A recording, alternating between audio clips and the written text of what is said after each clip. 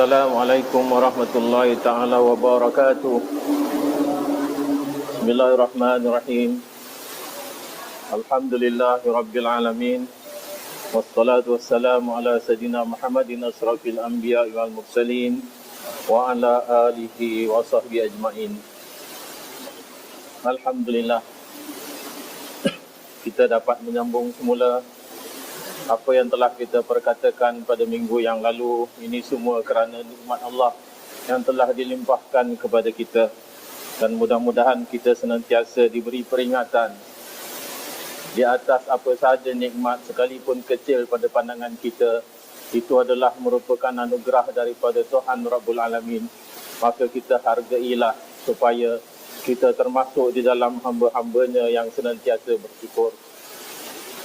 Sebelum kita menyambung kisah Nabi Zakaria sebagaimana yang telah kita berhenti pada minggu yang lalu, ada baiknya kalau kita memerhatikan bagaimana ayat-ayat Al-Quran ataupun wahyu Allah Subhanahu wa taala diturunkan kepada para anbiya yang diutus oleh Allah sendiri. Iaitu ada beberapa cara sebagaimana yang telah diberitakan di dalam Al-Quran, iaitu surah Asy-Syura ayat 51, sebagaimana firman Allah Subhanahu wa taala, "Fama kana li basharin ayyukallimahullah illa wahya." Maka tiada ada daripada seorang manusia yang apabila Allah Ta'ala berkata-kata dengannya melainkan melalui wahyu. Kenapa saya bawa bicara tentang ini? Kerana saya terima SMS 2 hari yang lepas tentang pertanyaan kenapa wahyu itu diturunkan kepada Jibril, baru kepada Nabi kita ataupun Nabi-Nabi yang lain. Jadi kalau kita memerhatikan ayat yang disebutkan tadi, tidak semuanya ayat-ayat yang diterima oleh Rasul adalah datangnya daripada perantaraan Jibril alaihissalam, kerana mengikut daripada apa yang diberitakan dalam Al-Quran sendiri. Memang Allah Ta'ala apabila nak berbicara dengan seorang manusia, dia akan melalui wahyu. Wahyu itu adalah merupakan sesuatu yang tersembunyi, seolah-olah yang dibisikkan di dalam hati manusia yang telah dipilih sebagai Rasul ataupun pesuruh Allah. Kadang-kadang wahyu itu datang di dalam mimpi seorang Rasul, dan mimpi seorang Rasul adalah mimpi benar, sebagaimana contoh yang telah diberikan kepada Nabi Ibrahim AS ketika diperintahkan oleh Allah Ta'ala untuk menyembelih anaknya. Dan ketika Rasulullah bermimpi dapat menakluki Mekah tanpa ada satu sedikit pun pertumbuhan darah, itu semua adalah merupakan wahyu yang telah diberitakan oleh Allah kepada Nabi kita melalui wahyu. Dan ada pula wahyu itu yang sudah Allah Ta'ala letakkan di dalam hati seorang Rasul yang dipilih. Tiba-tiba saja sudah ada. Dan ada pula wahyu itu didatangkan oleh Allah Ta'ala didahulukan dengan satu bunyi. Kalaulah bunyi ini menyerupai rantai yang diseret kena kepada batu, iaitu bunyi gemerencingan. Dan inilah yang telah diberitakan oleh Rasulullah, satu wahyu yang sangat payah untuk dia terima dan sangat berat, di mana Rasulullah ketika itu sedang wukuf di Arafah, dan beliau mendengar bunyi seperti demikian yang membuat dia berpeluh dahinya, sampai unta yang ditunggangi juga nampak terpersuk sedikit. Jadi inilah merupakan wahyu yang dikatakan di dalam ayat ini. Kemudian cara kedua yang Allah Ta'ala beritakan di dalam Al-Quran, au min wara'i hijabin, ataupun Allah Ta'ala mengajak berbicara kepada seorang Rasul melalui ataupun di belakang tabir, di belakang dinding, ataupun di belakang hijab. Contohnya sebagaimana Allah Ta'ala ajak berbicara dengan Nabi Musa AS yang telah diberi gelar Kalimullah, kerana Nabi Musa tidak dapat melihat zat Allah ataupun diri Allah sendiri. Lantaran itu beliau meminta kepada Allah Ta'ala untuk mentajalikan zatnya, di mana Allah telah memberitahu kepada Nabi Musa, kalaulah seandainya kamu pandang bukit yang bakal aku tajalikan zat aku, Maka kalau bukit itu betah untuk menerima tajalli aku, maka kamu juga akan dapat melihatnya. Tapi apa yang terjadi sebaliknya apabila Allah Ta'ala mentajalikan zatnya pada bukit tersebut, maka bukit tersebut hancur dulu. Yang menjadikan keadaan itu Nabi Musa jatuh pingsan. Ini yang dikatakan au min wara'i hijabin, iaitu Nabi Musa berbicara kepada Allah Ta'ala dan Allah berbicara kepada Nabi Musa melalui belakang hijab atau terdinding oleh hijab. Begitu juga yang berlaku kepada Nabi kita Muhammad sallallahu alaihi wasallam ketika beliau dimi'rajkan. Walaupun ada selisih pandang daripada beberapa orang ulama tafsir yang mengatakan bahawasanya Rasulullah dapat melihat zat Allah secara langsung. Ada pula ulama yang tidak mengatakan demikian. Tetap perbicaraan di mana Allah Ta'ala memberikan ibadah solat kepada Rasulullah berlaku sebagaimana yang dikatakan wara'i hijabin, iaitu di belakang hijab.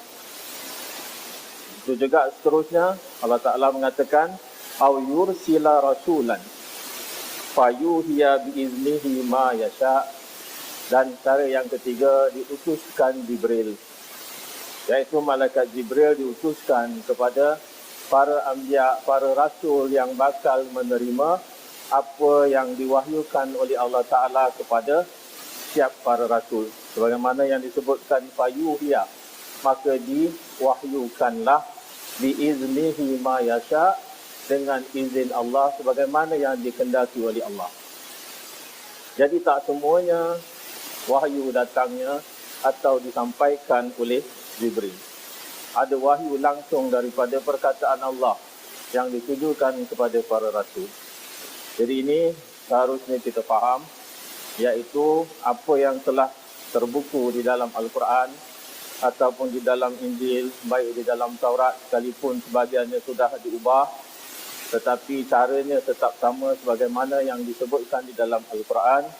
Innahu aliyyun hakimun, sesungguhnya Allah adalah yang maha tinggi lagi maha bijaksana. Jadi Allah Ta'ala telah memberikan perkhabaran tanpa ragu-ragu, inilah yang kita baca, iaitu Al-Quran. Begitu juga di dalam Al-Quran ini, kalau kita teruskan tentang cerita Nabi Zakaria, iaitu yang disebutkan di dalam surah Maryam, sebagaimana ayat yang pertama, Kaf Ha Ya Ain Sad. Ini namanya huruf-huruf potongan ataupun huruf-huruf hijaiyah, muqatta'ah, iaitu huruf-huruf yang dipotong. Kaf, satu, Ha, satu, Ya, Ain dan Sad. Dan ada lagi surah-surah yang rupanya seperti ini yang dimulai dengan huruf-huruf potong. Ada seperti dalam Alif Lam Mim, seperti dalam Hamim, Yasin. Jadi apa makna dia Kaf Ha Ya Ain Sad ini? Sebagaimana dia diturunkan kepada Rasulullah, Rasulullah pun membacakan demikian. Dan ada sebahagian pentafsir mengatakan Kaf Ha Ya Ain Sad itu kita serahkan saja kepada Allah, maknanya tak ditafsirkan apa-apa. Ada pula ulama yang mengatakan Kaf Ha Ya Ain Sad itu ataupun huruf-huruf potongan itu adalah nama surah, sebagaimana yang disebutkan oleh Khalifah yang keempat, Abu Bakar, Omar, Uthman dan Ali, dan begitu juga Ibnu Mas'ud. Dan sebahagian ulama yang mengikut daripada pandangan Ibnu Umar mengatakan bahawasanya Kaf Ha Ya Ain Sad, iaitu Ibnu Abbas, bukan Ibnu Umar, maaf. Kaf Ha Ya Ain Sad mengikut daripada Ibnu Abbas adalah nama-nama Allah. Kalau saya disuruh pilih yang mana satu pandangan yang sangat saya cenderungi, iaitu pandangan daripada Ibnu Abbas yang mengatakan bahawasanya huruf-huruf potongan itu adalah nama-nama Allah. Kerana nama-nama Allah itu banyak sekali. Kalau tuan-tuan ada kitab Tafsir Yasin Hamami, Tafsir Yasin Hamami itu ketika dibincangkan tentang ayat yang pertama daripada surah Yasin, Yasin iaitu dua huruf, Ya dan Sin, adalah merupakan nama Nabi ataupun sebutan yang dipanggil oleh Allah Ta'ala kepada Rasulnya, iaitu ya adalah bermakna huruf munada, panggil, ya seru. Kemudian sin adalah potongan daripada kalimah insan. Jadi ya insan, yang dimaksudkan ya insan ini adalah tidak lain iaitu Nabi kita Muhammad sallallahu alaihi wasallam. Ada pula yang mengatakan bahawasanya huruf-huruf potongan ini adalah mewakili daripada satu perkataan. Contohnya alif lam mim. Alif itu dimaknakan sebagai ana, dan lam itu diambil daripada kalimah Allah. Kemudian mim adalah mewakili nama Allah iaitu alim. Jadi ana Allahu alim. Jadi anallahu alim, aku adalah Allah yang maha bijaksana ataupun maha mengetahui. Jadi bagi pandangan saya mengikut daripada peribadi saya sendiri, saya lebih cenderung mengatakan bahawasanya huruf-huruf potongan pada tiap-tiap surah yang ada huruf tersebut adalah nama-nama Allah.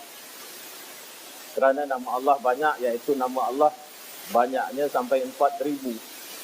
1,000 daripadanya Allah saja yang maha mengetahui, dan 1,000 lagi ada pada pengetahuan para malaikat, dan 1,000 masih disimpan di dalam Lauh Mahfuz, dan Allah Ta'ala akan menurunkan nama-nama tersebut kepada para Nabi dan Anbiya ataupun para Rasul yang diutuskan.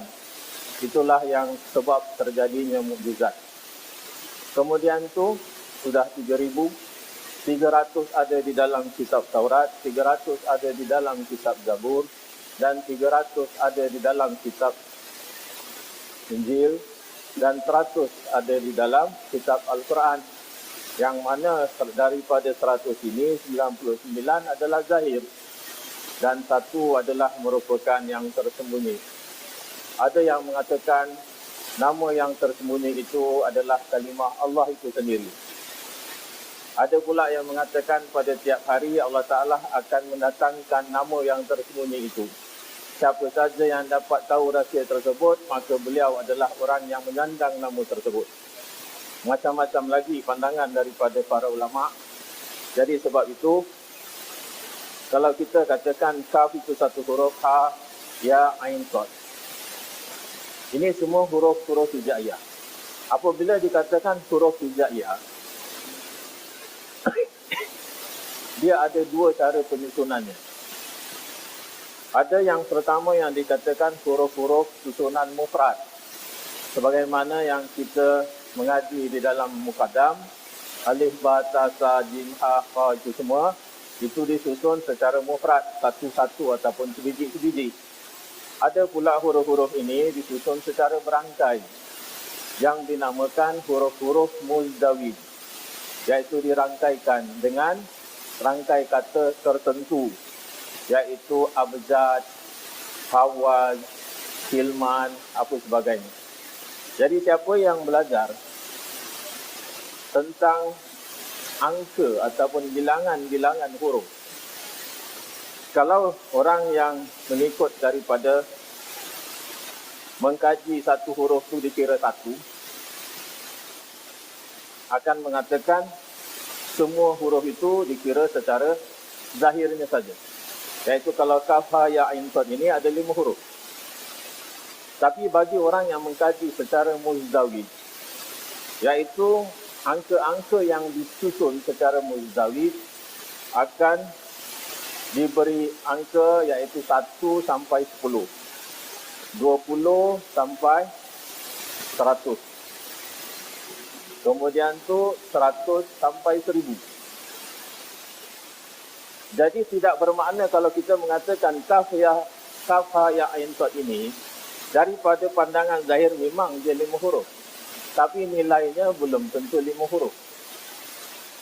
Kerana dia akan berbeza mengikut daripada nombor-nombor ataupun angka-angka yang sudah disusun dan diberikan kepada angka-angka yang sudah dirangkaikan yang namanya muzdawid.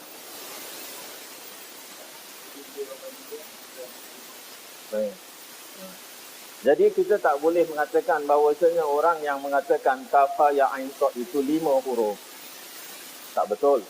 Ataupun kita kata orang yang telah menjumlahkan seluruh daripada angka-angka mengikut daripada susunan Muzdawid juga, tak betul.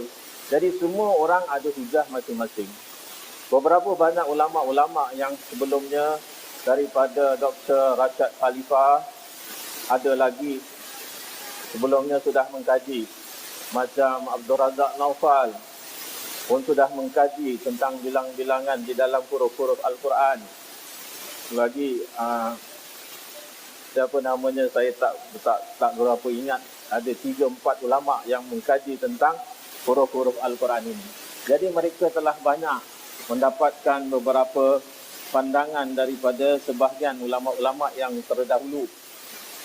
Semua dengan hujah masing-masing yang kita rasakan adalah sangat berguna kepada pendidikan ataupun pengetahuan kita.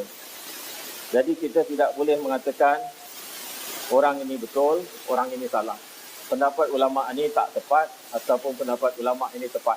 Kita tak boleh kata Rashad Khalifah segala-galanya. Kerana dalam Rashad Khalifah ini juga ada banyak pertentangan dengan ulama-ulama sebelumnya, iaitu macam seperti Abdul Razak Naufal ataupun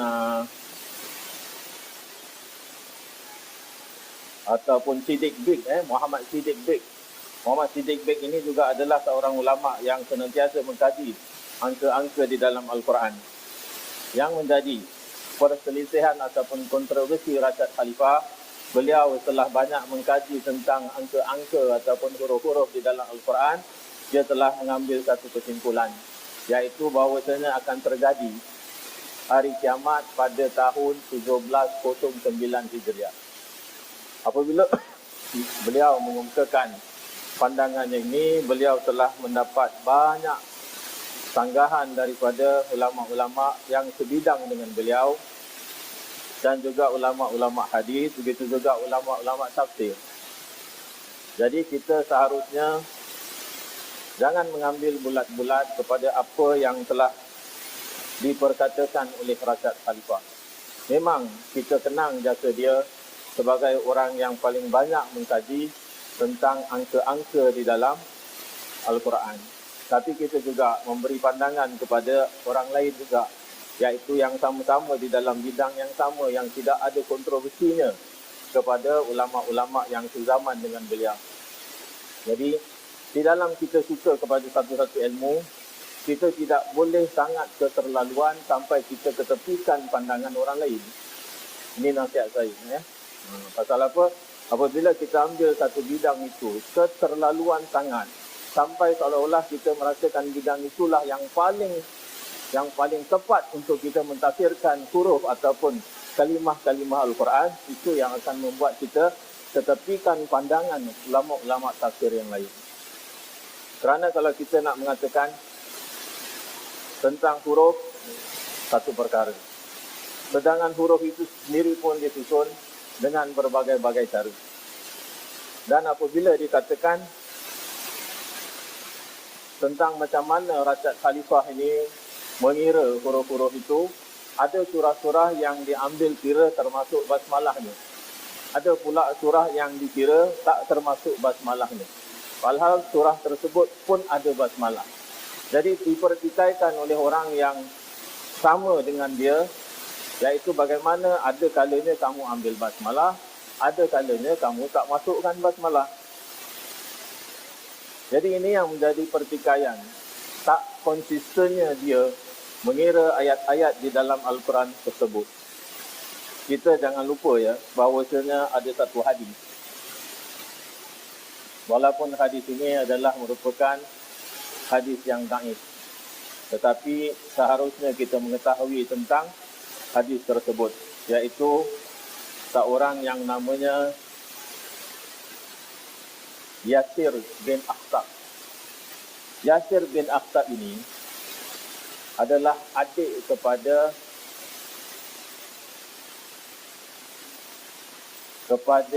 bapa Sofia. Sofia adalah isteri Nabi yang ketika itu Nabi telah mengalahkan orang-orang Yahudi di di satu tempat yang jauhnya lebih kurang 3 hari perjalanan daripada Madinah, iaitu yang dikenal sebagai Khaybar. Jadi di dalam peperangan Khaybar ini Rasulullah telah mengalahkan orang-orang Yahudi, dan salah satu daripada tawanan yang ditawan adalah seorang wanita, anak kepada seorang pemuka Yahudi yang sangat terkenal ketika itu, iaitu namanya Sofia. Jadi pakciknya Sofia inilah yang dikatakan telah mendengar Rasulullah membaca ayat daripada surah Al-Baqarah, iaitu Rasulullah membaca Alif Lam Mim Zalikal Kitabul La Raiba Fihi. Kemudian tu apabila Yasir ini mendengar yang telah dibacakan oleh Rasulullah, lalu dia mengadukan kepada abangnya, iaitu ayah kepada Sofia yang namanya Huyai. Dia kata, wahai Huyai, aku telah mendengar Rasulullah, iaitu Muhammad, membacakan Alif Lam Mim. Jadi kata Huyai, benarkah dia telah membacakan demikian? Jadi orang-orang Yahudi ketika itu sudah mengetahui tentang susunan-susunan huruf yang dikatakan susunan Muzdawi. Dan apabila dia mentafsirkan tentang Alif Lam Mim, dia kata Alif Lam Mim itu jumlahnya hanya 71. Jadi ini bermakna umat Muhammad hanya akan bertahan selama 71 tahun. Jadi dia datang bertemu dengan Rasulullah. Dia kata, benarkah engkau yang telah membacakan Alif Lam Mim? Ketahuilah bahawasanya Alif Lam Mim itu hanya mengandungi angka-angka yang berjumlah 71. Adakah engkau akan merasakan bahawasanya orang akan mengikut kamu ataupun akan menerima ajaran Islam ini hanya usianya 71 tahun? Rasulullah kata, bukan hanya Alif Lam Mim saja yang diajarkan Allah kepada aku, tapi ada lebih daripada itu. Lalu Rasulullah membacakan Alif Lam Mim Shad. Jumlahnya adalah 131. Tadi 71 tahun, sekarang sudah jadi 131 tahun. Kemudian itu, Huyai bertanya lagi, wahai Muhammad, ada lagi lebih daripada itu? Rasulullah kata, Alif Lam Ra. Jumlahnya 231. Kemudian itu Rasulullah kata, ada lagi Alif Lam Mim Ra, iaitu jumlahnya 271. Jadi apabila Huyai mendengar apa yang telah dibacakan oleh Rasulullah, maka dia kalah berhujah dengan Rasulullah. Dia kata, kamu benar-benar telah mendapat apa yang telah diajarkan oleh Allah kepada kamu. Yang akhirnya Huyai ini diberitakan mati di dalam perang Khaybar. Ada pula yang mengatakan Huyai ini mati sebelum perang Khaybar. Walau macam mana pun, beliau adalah orang yang tidak sukakan perkembangan Islam, tetapi anaknya Sofia telah menjadi isteri Nabi. Jadi apabila dia sudah kalah berhujah, maka dia tinggalkanlah Rasulullah dengan teman-temannya ataupun dengan sahabat-sahabatnya. Jadi itu adalah merupakan segelintir daripada tafsir Safa Ya Ain Sad. Jadi kita kena berhati-hati di dalam mempelajari tentang angka-angka di dalam Al-Quran. Ada banyak sekali ya, tapi kalau kita kaji tentang angka-angka, satu perkara tentang mukjizat Al-Quran. Kemudian tu Al-Quran bukan hanya mengkaji ataupun bukan hanya membicarakan tentang angka, tetapi Al-Quran juga membicarakan tentang tafsirnya, tentang asbabun nuzulnya, tentang banyak perkara-perkara yang banyak manfaatnya, iaitu ayat-ayat hukum apa sebagainya. Dan kita tidak boleh ambil hanya sebahagian daripada ilmu Al-Quran dan kita mengatakan bahawa inilah dia. Tidak. Ya? Kita kena fleksibel dan kita kena buka minda kita. Dan kita kena kaji di mana letaknya kemukjizatan Al-Quran yang sebenarnya. Bukan hanya kepada angkanya. Bukan hanya kepada susunannya saja. Tapi ada lagi banyak perkara yang seharusnya kita kaji. Iaitu seperti mana yang dikatakan oleh Abdul Razak Naufal apabila dia sudah mengkaji tentang bilangan kalimah di dalam Al-Quran. Contohnya dia kata kalimah iblis dalam Al-Quran ada 11. 11 kali disebutkan oleh Allah. Kemudian itu perkataan isti'azah, iaitu minta berlindung kepada Allah daripada iblis pun 11 kali.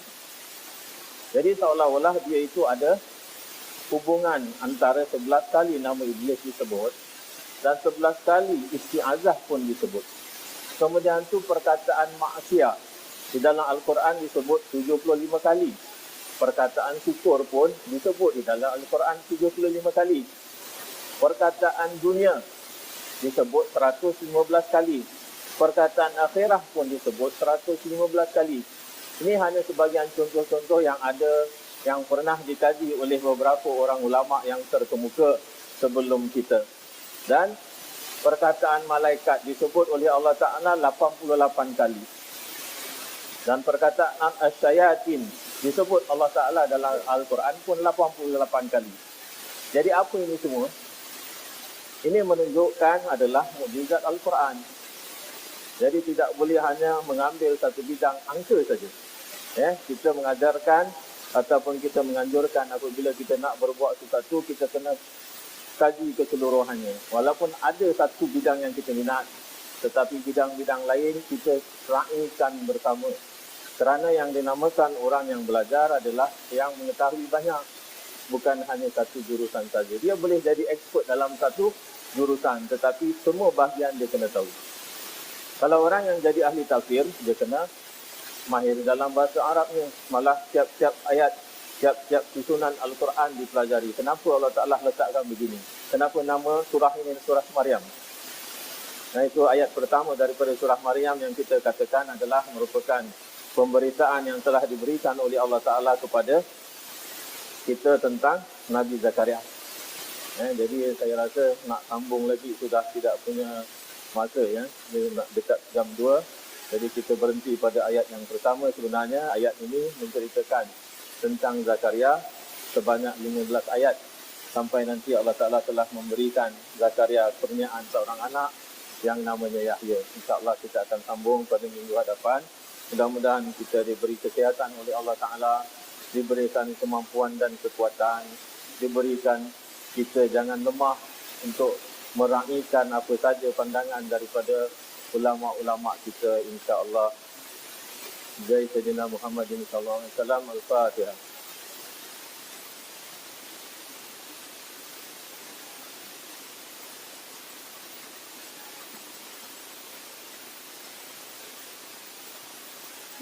Allahumma salli ala sayyidina Muhammadin salatan tunajjina biha min al-ahwal wal afat wa tajilana biha min al-haja'i wa tutahhiruna biha min al-sayyi'at wa tarfa'una biha ila ahmad darajat wa tuballighuna biha ila ghayat min khairatil hayati wa ba'dal mamat wa ala alihi wa sahbihi sallim tasliman katsira bi rahmatika ya arhamar rahimin. Subhana rabbika rabbil izzati amma yasifun wa salamun alal mursalin walhamdulillahi rabbil alamin.